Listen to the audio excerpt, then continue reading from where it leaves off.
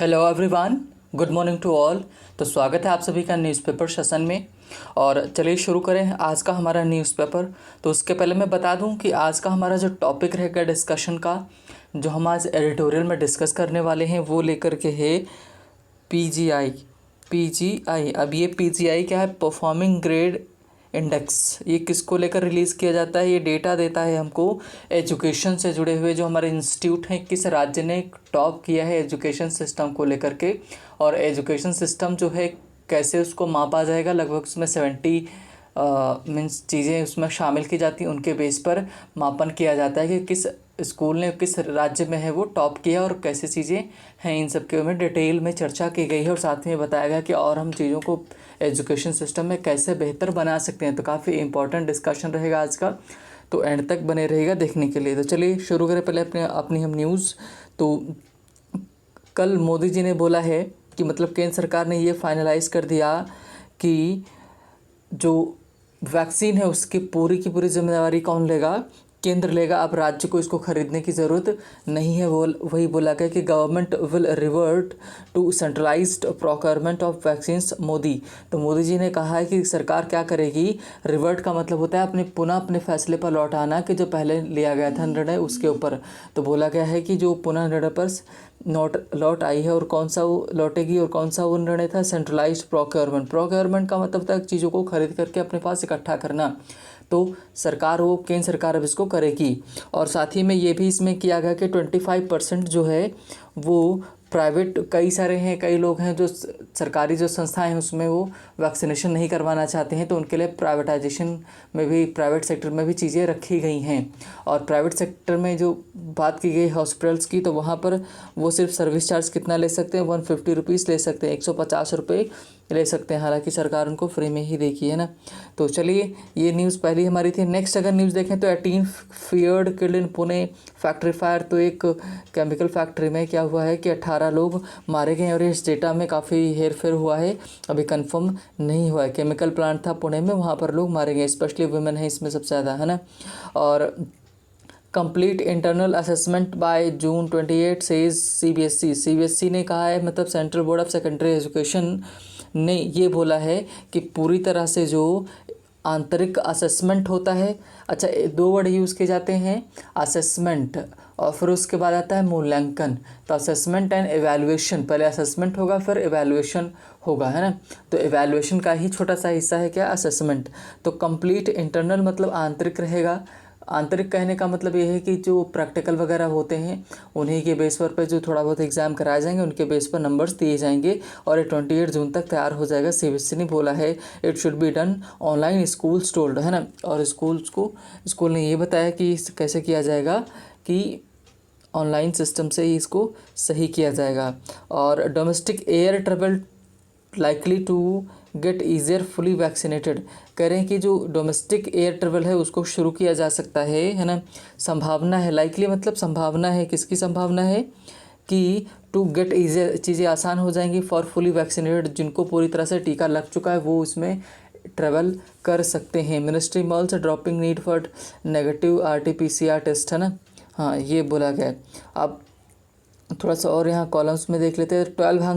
12 hour hunger strike across Lakshadweep for Patel's recall, है ना, कि 12 घंटे का जो हंगर स्ट्राइक रखा गया है, मतलब कि हड़ताल रखी गई है भूख वाली, और लक्षद्वीप में रखा गया है किसकी वजह से? पटेल साहब जो है, प्रफुल्ल पटेल, है ना, वहाँ के जो लेफ्टिनेंट गवर्नर है उनके चलते ये हुआ है। तो ये हमारी मेन न्यूज़ आज की थी, है ना। और चलिए हम देखते हैं, अपने एडिटोरियल की तरफ चलेंगे और उसको हम देखेंगे डिटेल वेब में। तो जो परीक्षा, जो शिक्षा हमारी है उसको लेकर के कि स्कूल में कैसे क्या है, उनके ऊपर डिटेल वे में चर्चा की गई है। तो चलिए पहला ही हमारा आर्टिकल है आज का, है ना। तो पेन और कॉपी लेकर बैठ जाइए, जो वर्ड मीनिंग आपको टफ रहेंगे उनको आप टिक करते जाइएगा, बाद में नोट करिएगा और फिर उनके इंग्लिश में मीनिंग लिखिएगा, तभी चीज़ें सही, आपकी बेहतर तरीके से इंग्लिश सही हो सकती है। तो चलिए शुरू करें। बोला गया स्कूल रैंक्स, है ना, स्कूल रैंक्स की बात कर रहे हैं कि जो स्कूल हैं, है ना, उनकी जो रैंक कैसी आई है उसके ऊपर ये चर्चा की गई है, रखा गया है। अब बोला गया है कि हाई परफॉर्मिंग स्टेट्स है ना, मतलब कि जिन्होंने अच्छा परफॉर्म किया है, बेहतर परफॉर्म किया है, हाई परफॉर्म किया है विद गुड स्कूल्स हैं, जिनमें हाई तो परफॉर्मेंस है ही, साथ में स्कूल भी अच्छे हैं। कैन नज है ना, कैन का इस्तेमाल क्या कैपेसिटी दिखाने के लिए करते हैं है ना। और नज का मतलब होता है कि कोहनी मार करके इशारा करना किसी की तरफ है ना, जो बगल में बैठा हो, जो आप कोहनी मार करके उसको कुछ बताना चाह रहे हो। तो करके जो हाई परफॉर्मिंग स्टेट्स हैं ना अच्छे स्कूल्स के साथ, वो क्या कर सकते हैं, नज कर सकते हैं, इशारा कर सकते हैं किसको, अदर्स को, if they have political will, कि अगर उनका कोई इंटेंशन है, पॉलिटिकल विल का मतलब कोई काम करने का इंटेंशन अगर है तो है ना, कि वो सही हो सकते हैं, ऐसा राइटर कह रहा है। आगे देखें, the union education ministry has been attempting to get states into a competitive mode in upgrading their school education system by recognising progress with the performing grading index PGI that assigns them score. ये हमारा पूरा एक यहाँ तक sentence है ना। अब जरा इसकी मीनिंग देखते हैं। PGI लिखा परफॉर्मिंग ग्रेडिंग इंडेक्स है ना, परफॉर्मेंस ग्रेडिंग इंडेक्स है, ये रखा गया है ना। हाँ, तो कह रहे कि जो यूनियन एजुकेशन मिनिस्ट्री है वो हैज़ बीन अटेम्प्टिंग है ना, वो प्रयास करती आ रही है कि टू गेट स्टेट्स है ना, कि स्टेट्स को ला सके, किस में ला सके, कि बात कर रहे हैं कौन से मोड में, कौन सी स्थिति में, कि वो किस आ सकें, हाँ कॉम्पिटिटिव प्रतिस्पर्धा वाली स्थिति में आ सकें है ना, कि सब में एक प्रतिस्पर्धा बनी रहे। कैसे, बाय रिकॉग्नाइजिंग मान्यता दे करके किसको, progress with the performance grading index है ना, कि इसमें इनका कंपैरिजन करके, परफॉर्मेंस चेक करके, और जो कि क्या करता है PGI देता है इनको, असाइन करता है क्या, स्कोर है ना, कि नंबर देता है कि किसको कितना मिला। इससे क्या होगा, एक कॉम्पिटिटिवनेस आएगी, प्रतिस्पर्धा लोगों में, स्कूल्स में बढ़ेगी। आगे बता रहे हैं, इट कैन बी आर्ग्यूड, करें कि इस बात पर भी तर्क दिया जा सकता है दैट इस कंट्रीज़, चाहे वो कई सारे देश हों, स्टेट जो सरकारें हैं, राज्य सरकारें यूज़ स्कूल को यूज़ करती हैं किसके तौर पे, एजुकेशन है ना।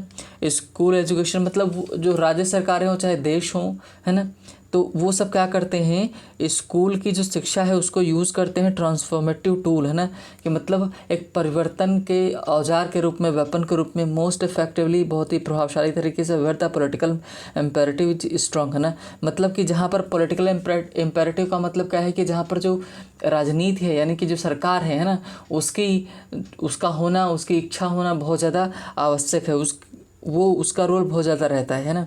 द सेंटर्स एफर्ट, जो सेंटर केंद्र का प्रयास है, with the PGI scoring system है ना, हैज़ बीन, तो जो सेंटर का जो प्रयास है, जो लेकर आई है क्या, PGI परफॉर्मेंस ग्रेडिंग इंडेक्स जो लेकर के आई है, उसके हिसाब उससे क्या, हैज़ बीन टू ट्राई, वो प्रयास कर रही है किस बात का, तो नच ऑल स्टेट्स की, वो सभी को इशारा करे है ना, सारे राज्यों को, using hall of fame approach है ना।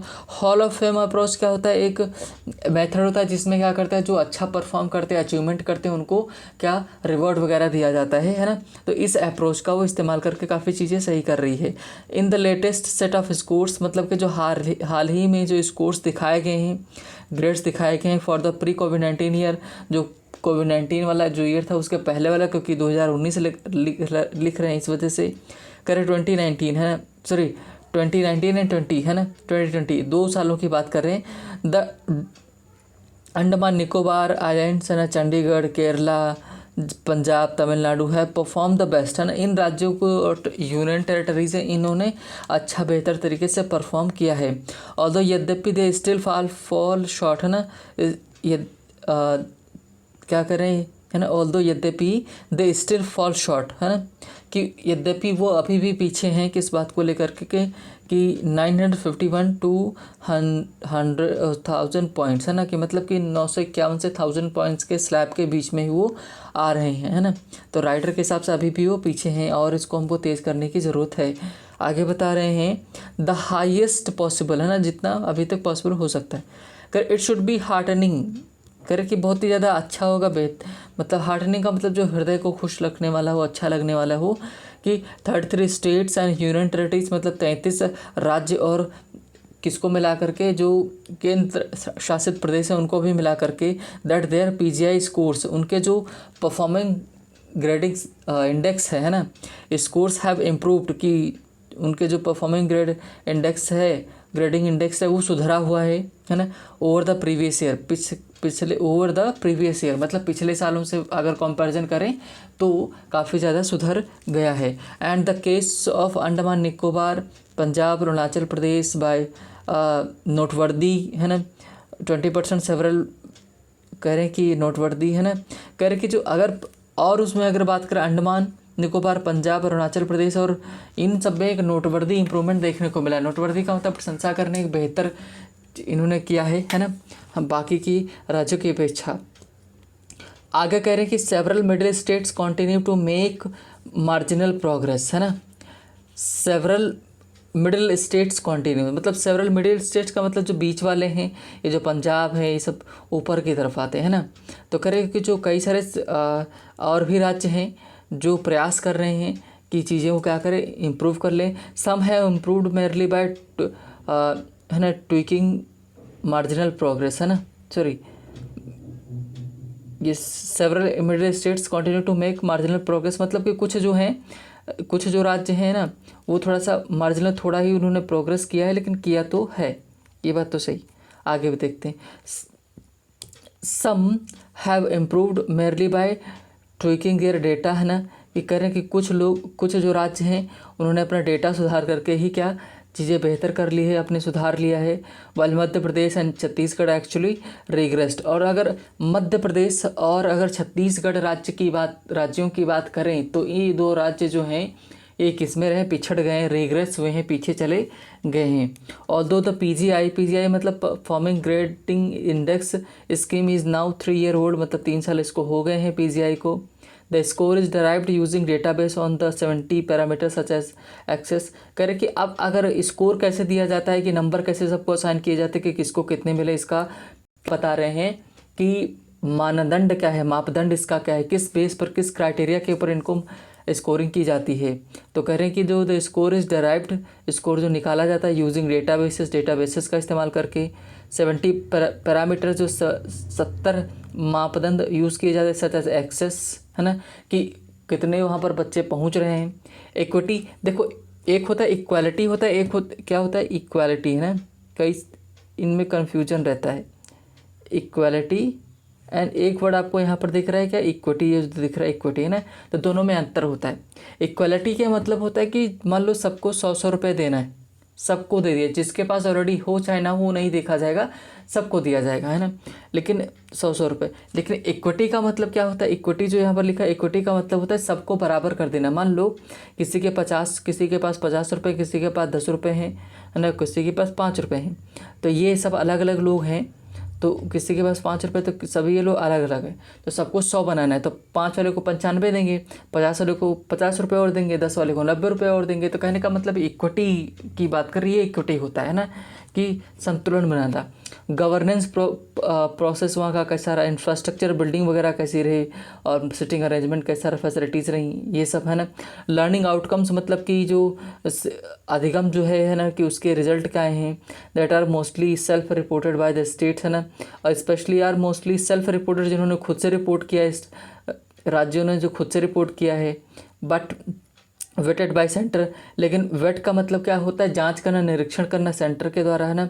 With national achievement survey data also being incorporated, कह रहे हैं कि जो नेशनल अचीवमेंट सर्वे डेटा है उसको भी इनकॉर्पोरेट किया गया है, मतलब इसमें शामिल किया गया है। तो ये सारी चीज़ें कर करके क्या ये निर्णय निकाला गया कि कौन बेहतर स्कूल है ना, किस राज्य में है, ये बताया गया है। On some parameters such as uneven learning outcomes between student from deprived communities and others bridging the gap earns a better score. कह रहे हैं कि जो और भी कई सारे पैरामीटर्स हैं जहाँ पर जैसे रिजल्ट आए हैं देखने को मिले। डिप्राइव्ड का मतलब जो वंचित वर्ग के संप्रदाय के लोग हैं, और वो क्या कर रहे हैं कि पढ़ने आ रहे हैं, तो वो क्या कर रहे हैं, एक ब्रिज बना रहे हैं गैप के बीच में है ना, तो उसको भी देख करके चीज़ें देखी गई हैं, उसको भी चेक किया गया है। तो काफ़ी कई सारे पैरामीटर्स, मानदंडों का इस्तेमाल करके ये चेक किया गया। ये तो हमारे पहले पैराग्राफ में हमको चीज़ें मिली। अब हम ज़रा अगले देखते हैं पैराग्राफ में। The centre with its transparent scores है ना, कि जो केंद्र है उसको, ट्रांसपेरेंट का मतलब एकदम पारदर्शिता से भरपूर है ना। स्कोर जो है डेटा फॉर ईच पैरामीटर, मतलब हर एक मानदंड के लिए जो डेटा हमारे पास है, सब टॉपिक उसके बनाए गए, मेड अवेलेबल है ना, उपलब्ध कराए गए हैं। मेक अवेलेबल होता है उपलब्ध किया जाना, उपलब्ध कराया गया है। इन द पब्लिक डोमेन है ना, कि पब्लिक जगहों पर, क्षेत्रों में इसको उपलब्ध करा दिया गया है इस डेटा को, है ना। Seeks to create resource sharing system, है ना, that low performing states can tap into. और ये ऐसा किया गया है, ये ऐसा चाहते हैं कि एक रिसोर्स शेयरिंग सिस्टम बनाया जाएगा, जैसे जो लो परफॉर्मिंग स्टेट हैं वो स्टेट हैं वो इसे सीख सकें, है ना, और मीन्स क्या कर सकें, चीज़ें बेहतर कर सकें। इस वजह से इसको शामिल किया गया है ना। और टैप इनटू का मतलब होता है कि देख करके अपनी चीज़ें सुधारना। This initiative is laudable. Laudable का मतलब प्रशंसनीय है ना, कोई काम करो तो उसको लॉडेबल बोला जाएगा। कह दिस इनिशिएटिव का मतलब पहल, है ना, इज़ लॉडेबल, ये प्रशंसनीय है।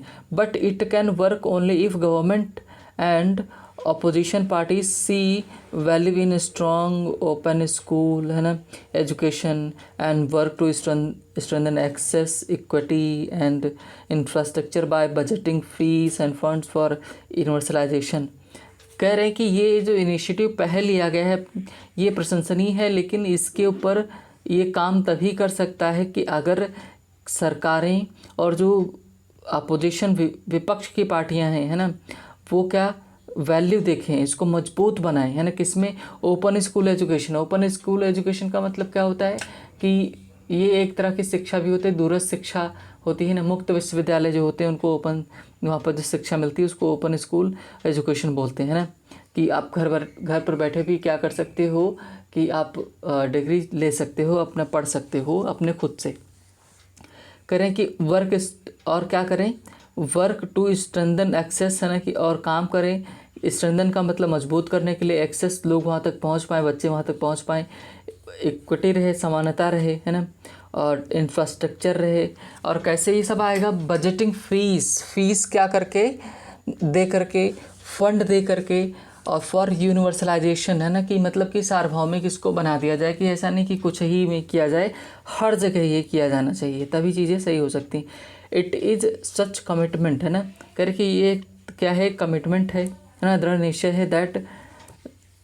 That led South East Asia, है ना, जो साउथ ईस्ट एशिया है ना, टू कैरी आउट, उसने शुरू किया रेनेसा, है ना। ये वर्ड क्या है? रेनेसा लिखा हुआ, इसका मतलब था पुनर्जागरण, है ना। रेनेसा एक युग हुआ था तो उसको पुनर्जागरण काल बोलते हैं ना। तो इस तरह के साउथ ईस्ट एशिया में इसी वजह से क्या हुआ? पुनर्जागरण आया इन द स्कूल, है ना, एजुकेशन में। Later decades of the last century, है ना, कि लेटर डिकेट्स मतलब बाद में, काफ़ी किसके, लास्ट सेंचुरी के बाद में, है ना। ये ऑन द लाइन्स ऑफ मेजी एरा जापान, है ना। मेजी एरा जापान का मतलब क्या है? ये एक ऐसा टाइम था जब क्या हुआ कि सरकार बदली थी। इसके पहले क्या था? वहाँ पर एक तरह से मिलिट्री शासन हुआ करता था, उसके बाद में डेमोक्रेटिक चीज़ें आई, तो वहाँ पर काफ़ी सुधार हुए, कि उस तरह से बता रहे हैं। इंडिया से school system has to contend with not just patchy access and infrastructure but major equity issues that have come to the fore during the pandemic, है ना। आप ही बता रहे हैं, देखो क्या बता रहे हैं। करें इंडिया से स्कूल, इंडिया के जो स्कूल हैं उनको ना ही कंटेंट करना पड़ेगा, कंटेंट का मतलब स्ट्रगल करना पड़ेगा with not just patchy access, मतलब पैची का मतलब जो छुटपुट होते हैं, एक्सेस इंफ्रास्ट्रक्चर, है ना। करे सिर्फ जो इंडिया के स्कूल हैं इंफ्रास्ट्रक्चर और एक्सेस तक ही उनको ध्यान नहीं देना पड़ेगा, बट मेजर जो इक्विटी इशूज़ है उसको देखना पड़ेगा, जो कि निकल कर के फोर, है ना, कम टू द फोर, सामने आए हैं, है ना, ड्यूरिंग द पैंडमिक, कि महामारी के दौरान बहुत सारे लूप होल्स जो थी, हमारी कमियां थी, वो बाहर निकल कर के आई हैं, है ना। तो उनको भी क्या किया जाना चाहिए, उनको ऊपर भी ध्यान रखना चाहिए। आगे कह रहे clearly the shadow of covid will persist over the education system for the, है ना, फोरसेबल फ्यूचर।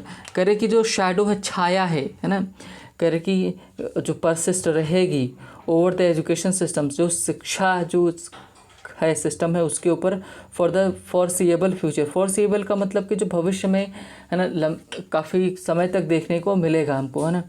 एंड फर्दर प्रोग्रेस, आगे की जो प्रोग्रेस है ऑन ऑल पैरामीटर्स, बाकी के जो पैरामीटर्स हैं, will depend on bridging the gaps, है ना, कि जो गैप्स हैं, जो कमियां हैं एक से एक स्टूडेंट के बीच में, जो दो मतलब कि एक जो गरीब और अमीर का बीच वाला गैप है उसको कम करके किया जा सकता है। पर्टिकुलरली ऑन डिजिटल टूल्स, है ना, कि मतलब हम उनको शामिल कर सकते हैं इसमें। डिजिटल टूल्स की हमको बहुत ज़्यादा ज़रूरत है, डिजिटलाइजेशन की बहुत ज़्यादा ज़रूरत है हमको, है ना, क्योंकि तभी चीज़ें सही हो सकती हैं। इंफ्रास्ट्रक्चर हो, सब्सिडीज़ फॉर एक्सेस, मतलब कि एक्सेस के लिए सब्सिडीज़ का इस्तेमाल किया जाए, ये सब सारी चीज़ें इसमें की जानी चाहिए, राइटर बता रहा है। कह the PGI scores show that the south, southern and western states are on firm ground to achieve this, है ना, कि कह रहे हैं कि जो ये PGI स्कोर दिखाते हैं कि जो सदर्न वाले और वेस्टर्न वाले स्टेट्स हैं वो एकदम दृढ़ निश्चय है कि, है ना, कि वो ऐसा करके ही रहेंगे, वो इसको अचीव करके ही रहेंगे। While those in central India, जो कि आप बता रहे कि जो केंद्र में है ना, मध्य में है, and parts of the east, जो ईस्ट के पार्ट्स हैं, नॉर्थ ईस्ट के हैं, आर लेस रिसोर्स, है ना, उनके पास संसाधनों की कमी है। कहते हैं जो केंद्र में है और बाकी जो इन्होंने राज्य बताए हैं, कहाँ के बताए, नॉर्थ ईस्ट में, है ना, और इन सब जगहों पर क्या है कि रिसोर्सेज की कमी, संसाधन नहीं मिल पा रहे हैं, इस वजह से ऐसा हो रहा है। What is evident from education ministry analysis, मतलब कि कह रहे कि जो एजुकेशन मिनिस्ट्री के एनालिसिस से, मतलब